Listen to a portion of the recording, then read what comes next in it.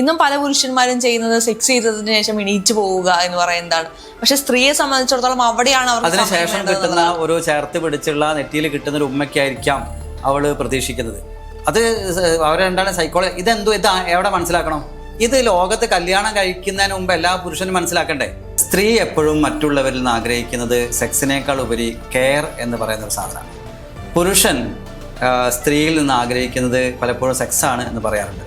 ഒരു സെക്ഷൽ റിലേഷൻഷിപ്പിൽ ഓഷോ വളരെ വ്യക്തമായിട്ട് പറയുന്ന ഒരു സാധനമുണ്ട്. സ്ത്രീ സെക്സ് കൊടുക്കുന്നത് കെയറിന് വേണ്ടിയിട്ടാണ്, പുരുഷൻ കെയർ കൊടുക്കുന്നത് സെക്സിന് വേണ്ടിയിട്ടാണ് എന്ന് ഓഷോന്റെ ഒരു സ്ത്രീ എന്ന് പറയുന്ന ഒരു പുസ്തകത്തിൽ ഓഷോ വളരെ മനോഹരമായിട്ട് തന്നെ അവതരിപ്പിക്കുന്നുണ്ട്. നളിനി ജമീല ഒരു ഇന്റർവ്യൂവിൽ പറഞ്ഞിട്ടുണ്ട്, എന്നെ ഒരു പുരുഷനെ കൊണ്ട് സാറ്റിസ്ഫൈ ചെയ്യാൻ സാധിക്കില്ല, അതുകൊണ്ട് അവർക്ക് മറ്റു പുരുഷന്മാരെ ആവശ്യമുണ്ടെന്നുള്ളത് അവർ കൃത്യമായി പറയുന്നു. അത് അവരുടെ സ്റ്റേറ്റ്മെന്റ് ആണ്, അവരുടെ ലൈഫിൽ നിന്ന് അവർ പറയുന്ന കാര്യങ്ങളാണ്. പക്ഷെ ഇത് നളിനി ജമീല എന്ന വ്യക്തിയെ ഏട്ടനും അനിയനും എല്ലാവർക്കും കൂടി ഒരു ഭാര്യമാരുണ്ടായിരുന്ന വിഭാഗങ്ങൾ ഉണ്ടായിരുന്നു ഇവിടെ. അതിവിടെ അവിഹിതമായിരുന്നില്ല. ഇവിടെ ഏട്ടൻ മരിച്ചു കഴിഞ്ഞാൽ ആ ഏട്ടൻ അനിയന്റെ കൂടെ കല്യാണം കഴിക്കുന്ന ക്രമം ഉണ്ടായിരുന്നു. പക്ഷെ അങ്ങനെ ഇപ്പൊ കല്യാണം കഴിച്ച സ്ത്രീകളെ വേശികൾ എന്നാണ് വിളിക്കുന്നത്, അതല്ലെങ്കിൽ പുരുഷന്മാരെയും അങ്ങനെ തന്നെയാണ് അഭിസംബോധന ചെയ്യുന്നത് എന്നുള്ളതാണ്. ഈ അവിഹിതം എന്നുള്ള സാധനമൊക്കെ ഞാൻ പറഞ്ഞാൽ ഇത് ഭയങ്കര റീസെന്റ്ലി വന്ന ശരിതെറ്റുകളുടെ അടിസ്ഥാനത്തിൽ വന്നൊരു സാധനമാണ്. നമ്മുടെ നാട്ടിൽ ഇങ്ങനെ ഇതിനൊന്നും അവിഹിതമായിട്ട് പറഞ്ഞിരുന്നില്ല. ഇവിടെ ഒരു പ്രത്യേക വിഭാഗത്തിൽ സ്കൂള് കുട്ടികളെ കൂടെയാണ് ഏറ്റവും കൂടുതൽ സമയം. ഞാൻ ടീൻസ് കുട്ടികളെ കൂടെയാണ്. ഇപ്പോഴാണെങ്കിൽ മനസ്സിലായത് പ്രണയത്തിന് തന്നെ 4 സ്റ്റേജ് ഉണ്ട്. ജസ്റ്റ് കണ്ടുമുട്ടുന്നതിന് ഒരു സ്റ്റേജ് ഉണ്ട്. അപ്പോൾ കുട്ടികൾ കണ്ടാൽ ഇപ്പോൾ സ്റ്റേജ് ഏതെത്തി എന്നൊക്കെയാണ് ചോദിക്കുക. പക്ഷെ അവരുടെ ഇടയിൽ കോഡുണ്ട്. അതിന് അവർ ആ രീതിയിലാണ് കമ്മ്യൂണിക്കേറ്റ് ചെയ്യുന്നത്. അവരെ സംബന്ധിച്ച് അതൊക്കെ ശരിയാണ്, അത് തെറ്റല്ല. അപ്പം വരുന്ന ഒരു തലമുറയുടെ ശരിയും നമ്മളെ തലമുറയുടെ ശരിയും തമ്മിൽ വളരെ വ്യത്യാസമുണ്ട്. ഈ അവിഹിതം എന്നുള്ള സാധനമൊക്കെ ഞാൻ പറഞ്ഞാൽ ഇത് ഭയങ്കര റീസെൻ്റ്ലി വന്ന ശരിതെറ്റുകളുടെ അടിസ്ഥാനത്തിൽ വന്നൊരു സാധനമാണ്. നമ്മുടെ നാട്ടിൽ ഇങ്ങനെ ഇതിനൊന്നും അവിഹിതമായിട്ട് പറഞ്ഞിരുന്നില്ല. ഇവിടെ ഒരു പ്രത്യേക വിഭാഗത്തിൽ ഏട്ടനും അനിയനും എല്ലാവർക്കും കൂടി ഒരു ഭാര്യമാരുണ്ടായിരുന്ന വിഭാഗങ്ങൾ ഉണ്ടായിരുന്നു ഇവിടെ. അതിവിടെ അവിഹിതമായിരുന്നില്ല. ഇവിടെ ഏട്ടൻ മരിച്ചു കഴിഞ്ഞാൽ ആ ഏട്ടൻ അനിയന്റെ കൂടെ കല്യാണം കഴിക്കുന്ന ക്രമം ഉണ്ടായിരുന്നു. ഇവിടെ ഇത്ര വലിയ സദാചാര പോലീസൊന്നും കുറച്ചു കാലം മുന്നേ ഉണ്ടായിരുന്നില്ല. ഇതൊക്കെ ഇവിടെ വളരെ മനോഹരമായിട്ട് ഇതിനൊക്കെ മാനേജ് ചെയ്ത് പോയിരുന്നു. ഇന്ന് കുറച്ചും കൂടി മനുഷ്യൻ എന്തൊക്കെയോ അവൻ്റെ ചിന്തയിലുള്ള ഒരു പക്ഷേ മനുഷ്യന് കുറച്ചുകൂടി ഈ സദാചാര വിഷയങ്ങളിലൊക്കെ വളരെ ശക്തമായിട്ട് കൊണ്ടുവരാൻ ചിന്തിച്ചപ്പോഴാണ് ഇതിലൊക്കെ സ്കെയില് വരികയും ഇത് ശരിയും തെറ്റൊക്കെ വളരെ സ്ട്രോങ് ആവുകയും ഇത്തരം മറ്റുള്ളവരുടെ ജീവിതത്തിലേക്ക് നമ്മൾ കൂടുതൽ ശ്രദ്ധിക്കാൻ തുടങ്ങിയതും അവരെ കൂടുതൽ ഇത്തരം കാര്യങ്ങളിൽ ബുദ്ധിമുട്ടിക്കാൻ തുടങ്ങിയതും അവരെ മാറ്റി നിർത്താൻ തുടങ്ങിയൊക്കെ. അല്ലാതെ ഇവിടെ വളരെ മനോഹരമായിട്ട് ഈ സമാജത്തിൽ ഇത്തരത്തിൽ എല്ലാവരും ജീവിച്ചു പോയിരുന്നു. ഓരോ ഗ്രാമങ്ങളിലും അതാത് സംവിധാനങ്ങളുണ്ടായിരുന്നു. അവിടെ മനോഹരമായി അവരുടേതായ രീതിയിൽ ജീവിച്ചിട്ടുണ്ട്. ധാരാളം ഭാര്യമാരോട് കൂടിയും 2 ഭാര്യ, നമ്മളെ ഒരു 2 തലമുറ മുമ്പ് വരെ ഇവിടെ ആൾക്കാർക്ക് 2 ഭാര്യയും 3 ഭാര്യയൊക്കെ ഉണ്ടായിരുന്നു. അതൊക്കെ ഇവിടെ ആക്സെപ്റ്റബിൾ ആയിരുന്നു. വളരെ അടുത്ത കാലത്ത് നമ്മളെ ഏതാണ്ട് സ്വത്ത് ഭാഗം വെക്കുന്ന വിഷയത്തിലൊക്കെ ഒരാൾക്ക് 1-ലധികം ഭാര്യമാർ വന്നാൽ അതിലൊക്കെ മക്കളുണ്ടായാൽ ഈ സ്വത്ത് എവിടേക്ക് പോകുന്നുള്ള വിഷയത്തിലൊക്കെ തർക്കമൊക്കെ വന്നു. അങ്ങനെ വന്നതിന് ശേഷമാണ് രജിസ്ട്രേഡ് മാരേജ് ആക്ട്. അതായത് അങ്ങനെ ഒരാൾ കല്യാണം കഴിച്ചാൽ സ്വത്തിന് രജിസ്റ്ററിൽ മാരേജ് ചെയ്ത ആളുടെ മക്കൾക്ക് മാത്രമേ അവകാശമുള്ളൂ, അല്ലാത്ത ഭാര്യമാരുടെ മക്കൾക്കൊന്നും അവകാശമില്ല. അങ്ങനെയൊക്കെ വന്നത് വളരെ കുറച്ചുകൂടി റീസെൻ്റ്ലി ആണെന്ന് പറയാം. പണ്ട് ഇങ്ങനെ ഓരോ ഗ്രാമങ്ങളിലും ഇതിൻ്റെതായ ഇതുപോലെ 2, 3, 4 കല്യാണം കഴിച്ച ആൾക്കാരൊക്കെ ഉണ്ടായിട്ടുണ്ട്. പക്ഷെ അങ്ങനെ ഇപ്പൊ കല്യാണം കഴിച്ച സ്ത്രീകളെ വേശികൾ എന്നാണ് വിളിക്കുന്നത്, അതല്ലെങ്കിൽ പുരുഷന്മാരെയും അങ്ങനെ തന്നെയാണ് അഭിസംബോധന ചെയ്യുന്നത് എന്നുള്ളതാണ്. കാരണം അവർക്ക് ആ ഒരാളോട് സ്നേഹം ഇല്ലാതിനത് കൊണ്ട് അല്ലെങ്കിൽ ആത്മാർത്ഥത ഇല്ലാതിനത് കൊണ്ട് അവരിങ്ങനെ ചെയ്യുന്നു എന്നുള്ളതാണ്. ഞാൻ മനസ്സിലാക്കിയിടത്തോളം ഒരാളെ ഫിസിക്കൽ നീഡ്സ് ചിലപ്പോൾ നളിനി ജമീല ഒരു ഇന്റർവ്യൂവിൽ പറഞ്ഞിട്ടുണ്ട്, എന്നെ ഒരു പുരുഷനെ കൊണ്ട് സാറ്റിസ്ഫൈ ചെയ്യാൻ സാധിക്കില്ല, അതുകൊണ്ട് അവർക്ക് മറ്റു പുരുഷന്മാരെ ആവശ്യമുണ്ടെന്നുള്ളത് അവർ കൃത്യമായി പറയുന്നു. അത് അവരുടെ സ്റ്റേറ്റ്മെന്റ് ആണ്, അവരുടെ ലൈഫിൽ നിന്ന് അവർ പറയുന്ന കാര്യങ്ങളാണ്. പക്ഷെ ഇത് നളിനി ജമീല എന്ന വ്യക്തിയെ എത്രത്തോളം ഹറാസ് ചെയ്യാൻ പറ്റുമോ ആ സ്റ്റേറ്റ്മെന്റിന് അങ്ങനെയാണ് മലയാളികൾ കണ്ടുപിടിക്കുന്നത്. അതില് ഒരു സെക്സ് എഡ്യൂക്കേഷൻ എന്ന് പറയുന്ന ഒരു സാധനം നമ്മൾ ആദ്യമേ വളരെ കൂടുതൽ വരുന്ന തലമുറയിൽ കൊടുക്കേണ്ടിയിരിക്കുന്നു. ഒരു പക്ഷെ ഇന്ന് വലിയ തരത്തിലുള്ള ലൈംഗിക ദാരിദ്ര്യം അനുഭവിക്കുന്ന ഒരു തലമുറ അല്ലെങ്കിൽ ഒരു ജനത നമ്മളുടെ ഇടയിലുണ്ടായത്, അവർക്ക് ഇതുപോലെ പല വിഷയങ്ങൾ ഉണ്ടായിട്ടുണ്ട്. എനിക്ക് കിട്ടാത്തത് മറ്റൊരാൾക്ക് കിട്ടരുത് എന്നുള്ള ചിന്തകളൊക്കെ ഇടക്കാലത്ത് നമ്മളുടെ ഇടയിൽ ഉണ്ടായിട്ടുണ്ട്. എന്നാൽ നമ്മുടെ സംസ്കാരത്തിൻ്റെ ഭാഗമായിട്ട് ഇതിലൊക്കെ കുറേ നിഷ്ഠകൾ കൊണ്ടുവന്നിട്ടുണ്ട്. അതൊക്കെ പല നല്ലതാണോ ചീത്തയാണോ എന്ന് വെച്ചാൽ അതിന് ഉത്തരമൊന്നുമില്ല.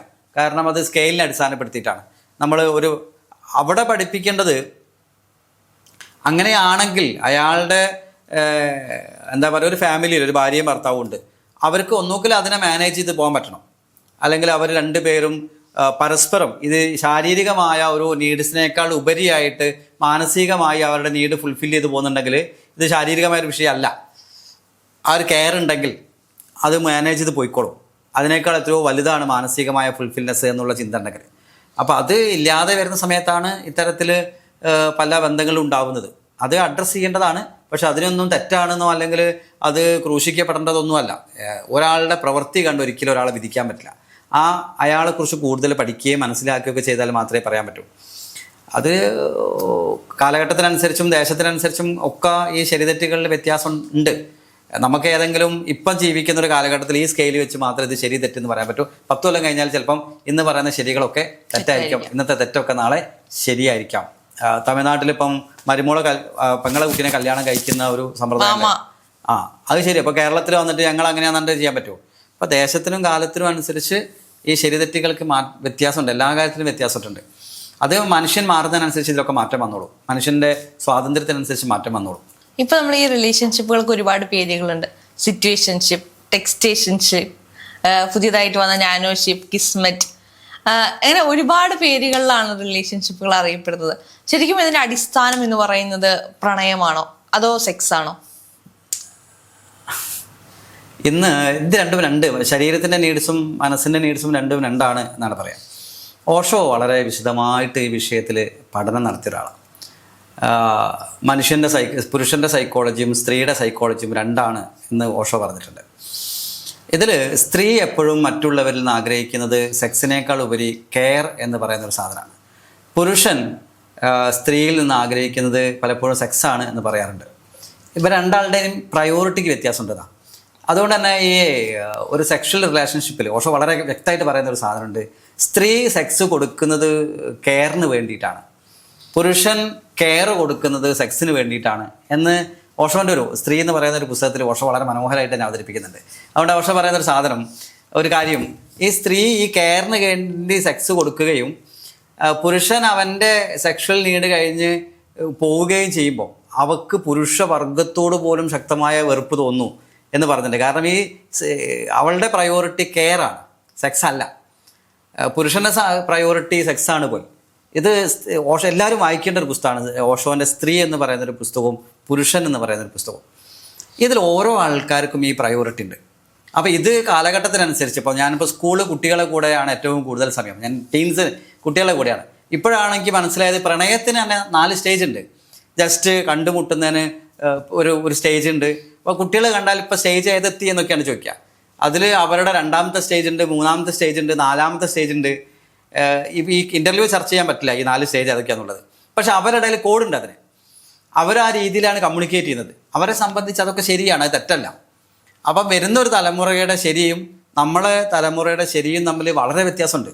അവർ ചോദിക്കുന്നത് ജെന്യൂനായ കാര്യങ്ങളാണ്. നമ്മളുടെ സങ്കല്പങ്ങളിലൊക്കെ ഒരുപാട് വ്യത്യാസം അവർക്കുണ്ട്. കാരണം അവരെ സംബന്ധിച്ച് സെക്സ് ശാരീരികമായ നീഡാണ് വരുന്നൊരു തലമുറയെ സംബന്ധിച്ച്. അപ്പം അവരെ സ്കെയിൽ അതാണ്. ഇപ്പൊ അങ്ങ് പറഞ്ഞല്ലോ, ഈ ഓഷോ പറഞ്ഞ പോലെ പുരുഷന്മാർക്ക് ആവശ്യം സെക്സും സ്ത്രീകൾക്ക് ആവശ്യം കെയറുമാണ് എന്നുള്ളത്. നമ്മളിപ്പോൾ ഗ്രേറ്റ് ഇന്ത്യൻ കിച്ചൺ സിനിമ കണ്ടു. അതില് ഫോർ പ്ലേ എന്ന് പറയുന്ന ഒരു സെക്ഷൽ ആക്ട്, ആ ആക്ട് സാറ്റിസ്ഫൈ ചെയ്തില്ല എന്ന് ഭർത്താവിനോട് പരാതി പറയുമ്പോൾ ഭർത്താവ് ആ സ്ത്രീയെ ട്രീറ്റ് ചെയ്യുന്ന ഒരു രീതിയുണ്ട്. എന്ന് വെച്ചാൽ അവർ ഞാൻ നേരത്തെ പറഞ്ഞ പോലെ തന്നെ ഒരു വേശ്യയാണെന്നുള്ള രീതിയിലാണ് ഇന്നും പല പുരുഷന്മാരും ചെയ്യുന്നത്. സെക്സ് ചെയ്തതിന് ശേഷം എണീറ്റ് പോവുക എന്ന് പറയുന്നതാണ്. പക്ഷെ സ്ത്രീയെ സംബന്ധിച്ചിടത്തോളം അവിടെയാണ് അവർ അതിനുശേഷം കിട്ടുന്ന ഒരു ചേർത്ത് പിടിച്ചുള്ള നെറ്റിയിൽ കിട്ടുന്ന ഒരു ഉമ്മയ്ക്കായിരിക്കാം അവൾ പ്രതീക്ഷിക്കുന്നത്. അത് അവരെന്താണ് സൈക്കോളജി. ഇതാ എവിടെ മനസ്സിലാക്കണം? ഇത് ലോകത്ത് കല്യാണം കഴിക്കുന്നതിന് മുമ്പ് എല്ലാ പുരുഷനും മനസ്സിലാക്കണ്ടേ? സ്ത്രീയുടെ മനഃശാസ്ത്രം പുരുഷൻ പഠിക്കണം, പുരുഷന്റെ മനഃശാസ്ത്രം സ്ത്രീ മനസ്സിലാക്കിയാൽ അവിടെ ഈ പരസ്പര പൂരകത്വമുണ്ട്. അവിടെ മാത്രമേ ആ പൂരകത്തുള്ളൂ. അല്ലാത്തടത്തോളം കാലം ഈ പ്രശ്നങ്ങളായി നിലനിൽക്കും. അവിടെയാണ് ഞാൻ പറഞ്ഞത് ഈ പ്രണയവും സെക്സും തമ്മിൽ രണ്ടും 2 സാധനമാണ്. പ്രണയം അതിനേക്കാൾ വലിയ മനസ്സിൻ്റെ കുറേ തലങ്ങളാണ്. അതുകൊണ്ടാണ് ഞാൻ പറഞ്ഞത് 90 വയസ്സുള്ള അപ്പൂപ്പനും അമ്മൂമ്മയും ഇപ്പോഴും പ്രണയിക്കുന്നത് ഞാൻ കണ്ടിട്ടുണ്ട്. ഈ 90 വയസ്സുള്ള അപ്പൂപ്പനും അമ്മൂമ്മയും സെക്സിന് വേണ്ടിയിട്ടാണ് പ്രണയിക്കുന്നത് എനിക്ക് അഭിപ്രായമില്ല. അവർക്ക് എന്തോ പരസ്പരം ഫുൾഫിൽ ചെയ്യുന്നുണ്ട്. പ്രണയം എന്ന് പറയുന്നത് എപ്പോഴും പരസ്പരം ഫുൾഫിൽ ചെയ്യപ്പെടുകയും ജീവിക്കാൻ പ്രേരിപ്പിക്കുകയൊക്കെ ചെയ്യുന്ന ഒരു സാധനമാണ്.